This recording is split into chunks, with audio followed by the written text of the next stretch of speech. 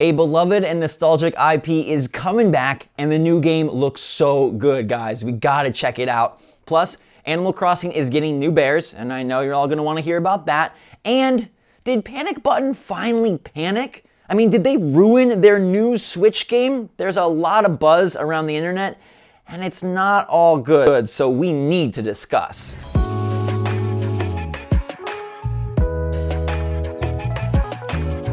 Good morning, Mario, and good morning, Switch fans. It's freaking Mario Day, so happy freaking M-A-R-1-O. How do you say it? Martin, but his name's Mario. It's kind of weird. Let me share my favorite Mario memory with you. I'm about 12 years old, and I ordered Super Mario Sunshine through Nintendo Power magazine. Now, in my tiny brain, I'm thinking this is brilliant. I'm gonna get the game before everybody else, because I ordered it before it came out through Nintendo's official magazine. Well, back in the day, UPS, they weren't as quick as they are now. So every day, me and my brother would get on our bikes and we would circle the neighborhood waiting for Brown. And if we would see Brown anywhere near our street, we would sprint back home and we'd wait patiently by the door. And Brown didn't come. In fact, it took about 2 weeks after the launch of Mario Sunshine for our copy to arrive.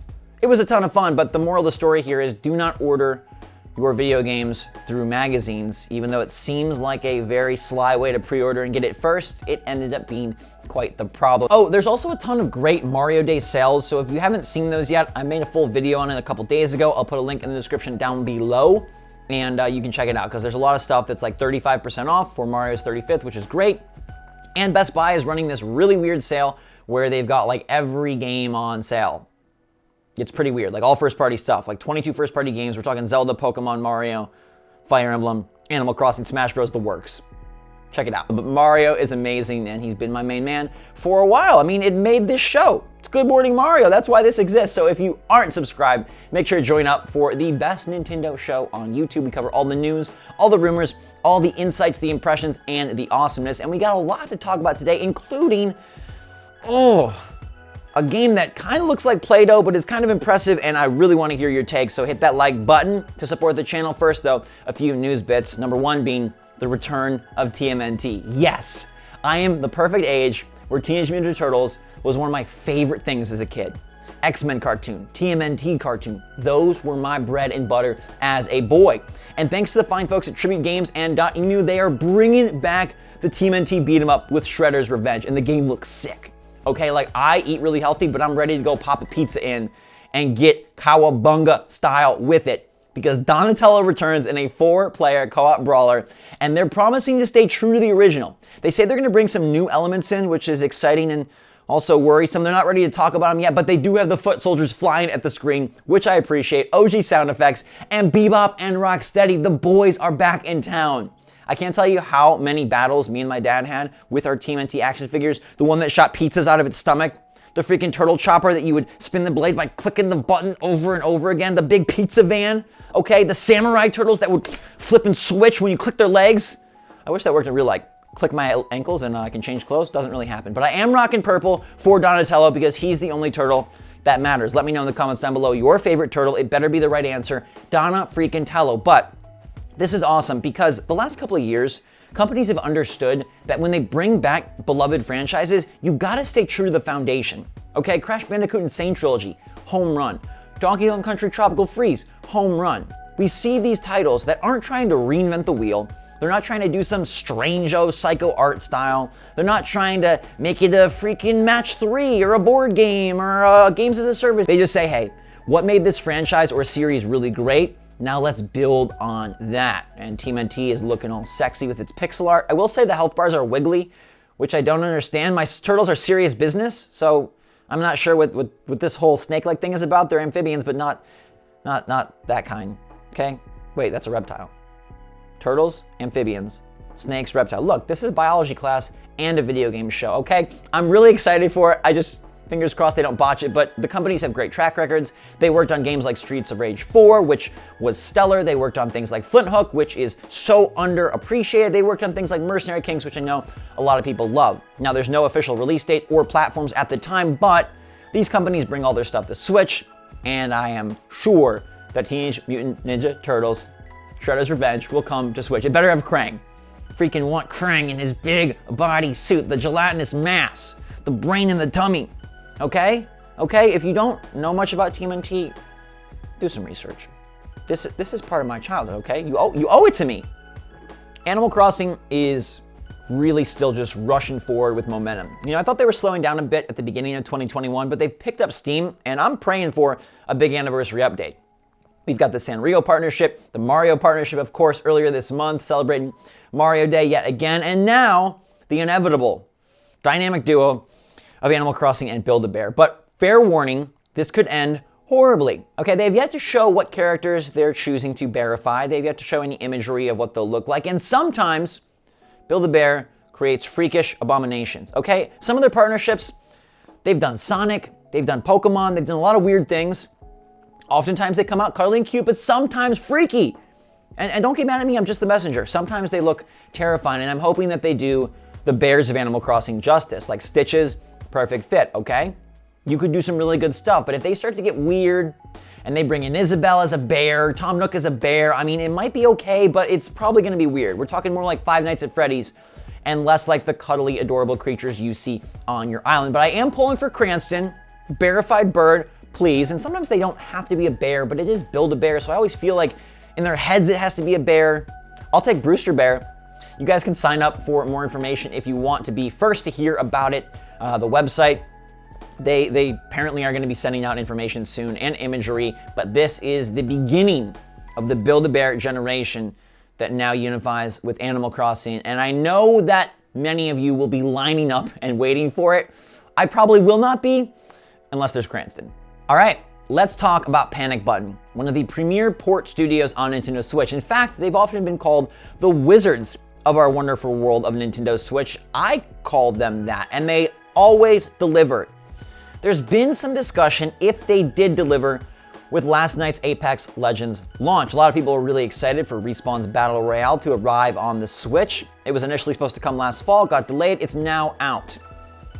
I want to talk about this very carefully, and I want you guys to sound off and give me your take in the comments down below, because some people are saying Panic Button ruined it, and some people are saying the opposite. Here's my thoughts. The game runs at 30 frames per second.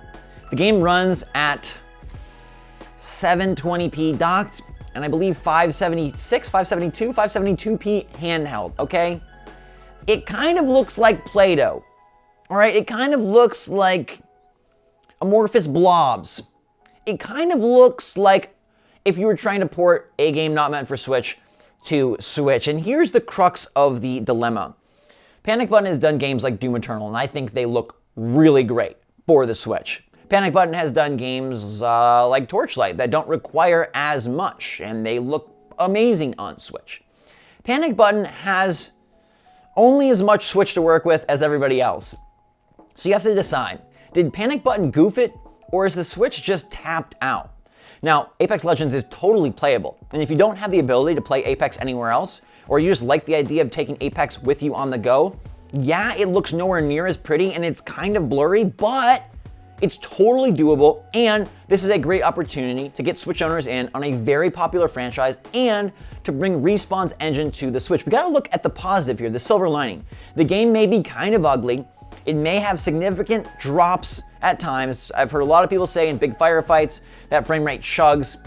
When I played, I mean, I was taken aback by how different it looks from its like PS4, PS5 counterpart, but then I was like, okay, where is it being played? It's on the Switch. And you're not coming here for graphical supremacy, you're coming here for portability, flexibility, and the opportunity to play a smorgasbord of games like Mario Odyssey, Breath of the Wild, Pokemon Sword and Shield, and Apex Legends on the same dang system.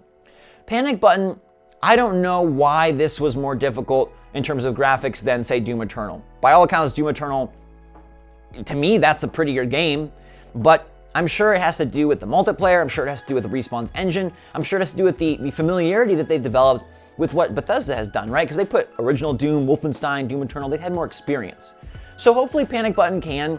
They said they're gonna support this for months. Hopefully they can continue to tighten things up. And as long as the servers are good, as long as the lag isn't a significant problem, I think this is a perfectly suitable place to play Apex. The premier place, no. But I think it leads to a bigger discussion, which is, are we really ready for the Switch Pro? Because I know a lot of you are apprehensive. I know a lot of you hear Switch Pro and you're like, ugh, we've talked rumors for months. I don't want to have to upgrade. It's sounding like there's going to be exclusive games.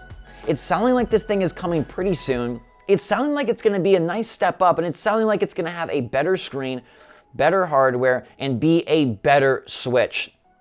And I feel like in 2021, we want these ports, we want these games to come to Nintendo Switch. And you know what the Switch is? It just can't do too much. And now as we move forward, as games continue to impress and evolve on other platforms, I feel like it's time for Nintendo to make a step as well. Not a mandatory step, but make a step. And this might be crazy, but I am so ready for a Switch Pro because a game like Apex Legends would not look as doughy and as smeared on a Switch Pro. And to me, that's a great option for people who are more inclined to play third-party titles, for people that are more inclined to play graphically intensive projects. If you just want to stick with, Pokemon, you want to stick with Animal Crossing, you want to stick with indies, that's awesome and fine. Those are probably the best games on the system. You don't need the Switch Pro, but a game like Apex could really use it. And so I'm excited about the fact that we are almost inevitably getting a new, more powerful half-step Switch Pro console in the next 12 months, 9 to 12 months. That sounds peachy keen to me because Apex Legends does look ugly and Apex Legends does struggle to run at times. But it's still impressive that Panic Button was able to make it happen, even though I don't think this is their best port. It's hard to criticize because there's so many factors at play in terms of, bringing a new engine from Respawn, bringing a big game. There's just different quirks that may not match up as well. And, I don't think this is one of Panic Button's most wizardy works, but I also think it's totally serviceable. And at some point you have to acknowledge, if you're a Switch owner, that when it comes to these third-party games, totally serviceable is what you're kind of gunning for. If the game can run, if the game can work, if the game is playable and still fun, and I think Apex Legends is still playable and still fun if you're into that sort of thing. I'm trying to get into battle royales. It's really hard for me. I just don't understand them. Maybe I'm too old. But if it's your thing, Apex Legends feels like a Switch port. It feels like what the Switch port would be. So people getting surprised, like, I don't know why you're so surprised. This is the Switch version. It's kind of what we expected. Sometimes it's jarring because you get so excited. You're like, oh my God, it's gonna be amazing. I get to take Apex on the go. And then you're like, okay, I get to take kind of doughy Apex on the go, but it's still Apex on the go. Remind yourself of that. No other console on the market lets you pick it up and walk away to the doctor's office, to the bus stop, to your bed, to the bathroom, to your girlfriend's house, okay?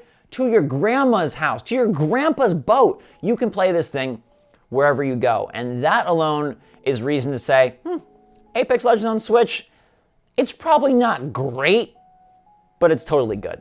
And this is the part of the show where we talk about the poll that I totally forgot to post. I'm sorry. I've been busy and scattered, and sometimes you just forget. I forgot the poll. We'll be back tonight with the poll. Make sure to check the community tab so you can vote on a poll that will actually be in tomorrow's show. I promise you, you have my word. It's Mario Day. I wouldn't let him down and I wouldn't let you down. Thank you guys so much for your support. Thank you guys and girls for being here for me, for sticking aboard this awesome SwitchForce ship that continues to climb. We go for greater heights, and we do it for the main man Mario, and we do it for you, and we do it for all of us, for our community, for our family. So thanks for being a part of it. Hit that like button. Let me know in the comments down below what you think about Apex Legends on Switch. Is it fine? Is it serviceable? Or are you a stickler and gonna say, no, Panic Button panicked, and this is not the port we needed?